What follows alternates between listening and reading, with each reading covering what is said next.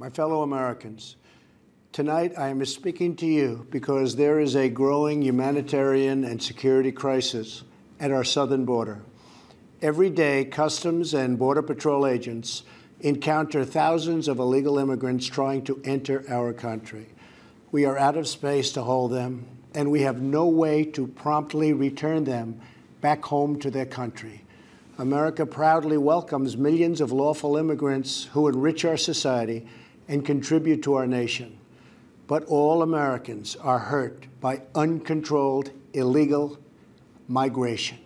It strains public resources and drives down jobs and wages. Among those hardest hit are African Americans and Hispanic Americans.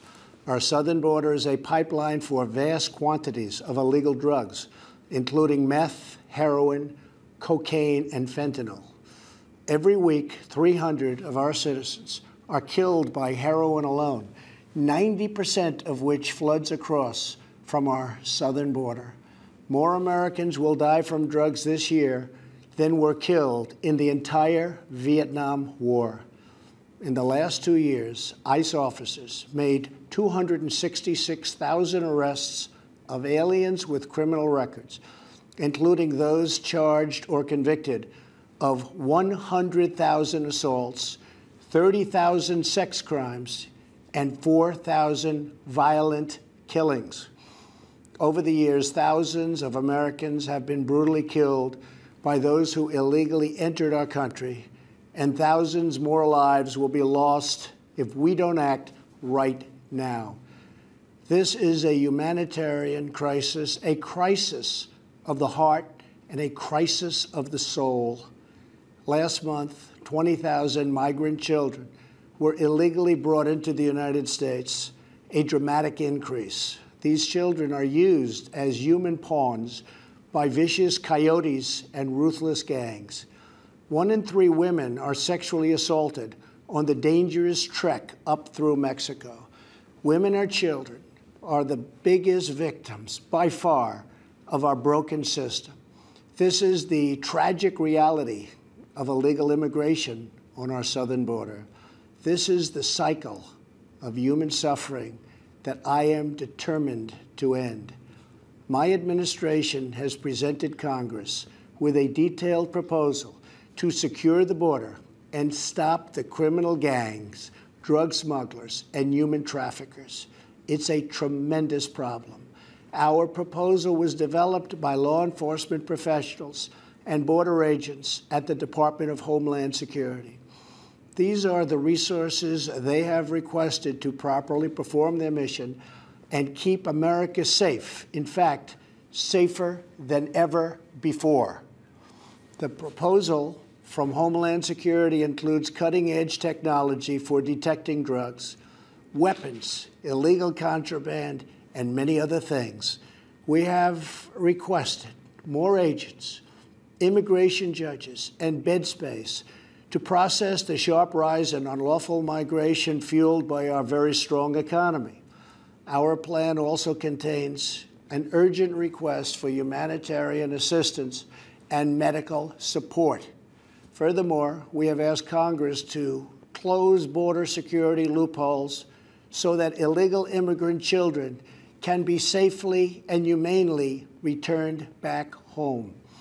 Finally, as part of an overall approach to border security, law enforcement professionals have requested $5.7 billion for a physical barrier. At the request of Democrats, it will be a steel barrier rather than a concrete wall. This barrier is absolutely critical to border security. It's also what our professionals at the border want and need. This is just common sense. The border wall would very quickly pay for itself. The cost of illegal drugs exceeds $500 billion a year, vastly more than the $5.7 billion we have requested from Congress. The wall will also be paid for indirectly by the great new trade deal we have made with Mexico. Senator Chuck Schumer, who you will be hearing from later tonight, has repeatedly supported a physical barrier in the past, along with many other Democrats. They changed their mind only after I was elected president.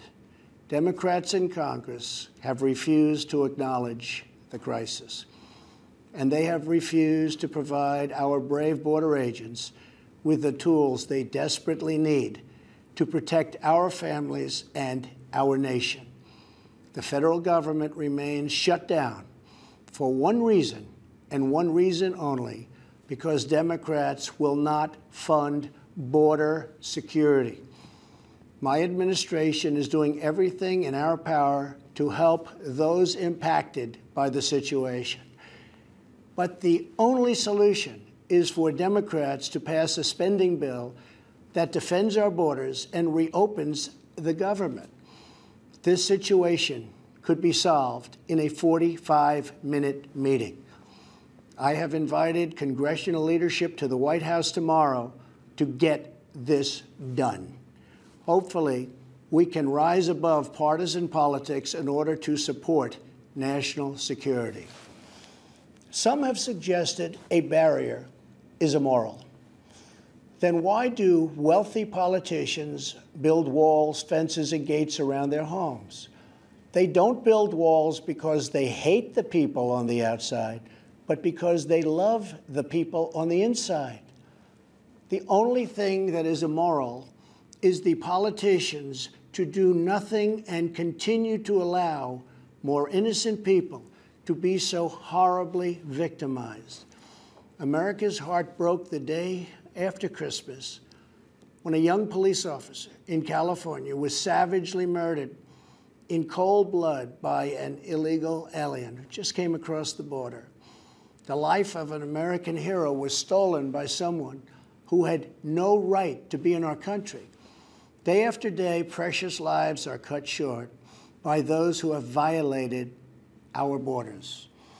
In California, an Air Force veteran was raped, murdered, and beaten to death with a hammer by an illegal alien with a long criminal history.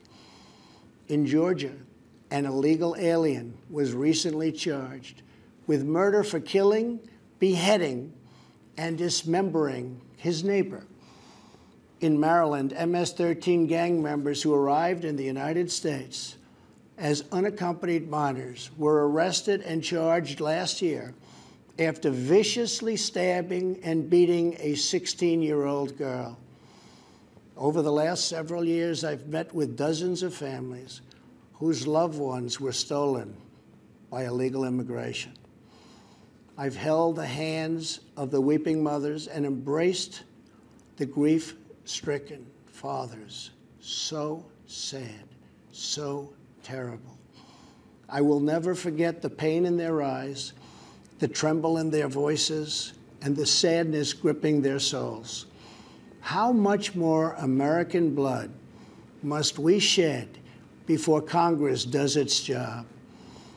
To those who refuse to compromise in the name of border security, I would ask, imagine if it was your child, your husband, or your wife whose life was so cruelly shattered and totally broken.